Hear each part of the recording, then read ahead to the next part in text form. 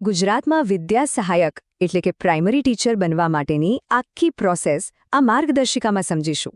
જો આપ પણ ધોરણ 1થી 5ના ટીચર બનવા માંગો છો તો ચાલો આ સફર શરૂ કરીએ.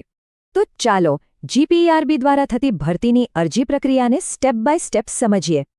કોઈપણ અરજી કરતા પહેલાં સૌથી અગત્યનું છે લાયકાત. ચાલો એના પર નજર કરીએ.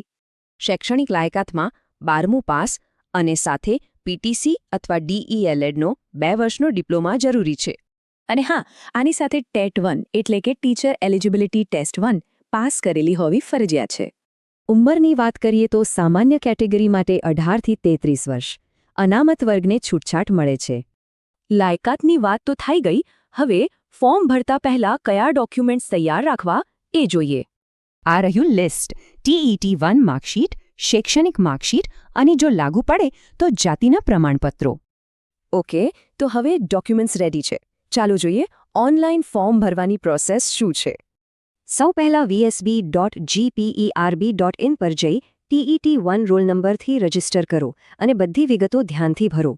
વિગતો ભર્યા પછી જિલ્લાની પસંદગી, ફોટો સહી અપલોડ અને છેલ્લે ફી પેમેન્ટ કરવાનું રહેશે.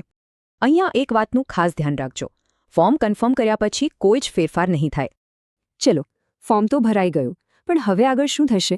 જાણીએ સિલેક્શન પ્રોસેસ વિશે. પહેલાં તમારા સ્કોર પરથી મેરિટ લિસ્ટ બનશે, પછી ડોક્યુમેન્ટ વેરિફિકેશન અને છેલ્લે જિલ્લા ફાળવણી. પ્રોસેસ તો સમજી લીધી, પણ એક બહુ જ જરૂરી વાત છે જે બધાએ યાદ રાખવાની છે.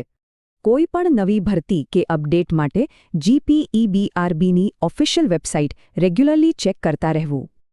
પણ એક સવાલ રહી ગયો: આ મેરિટની ગણતરી થાય છે કેવી રીતે? એ જાણવો છે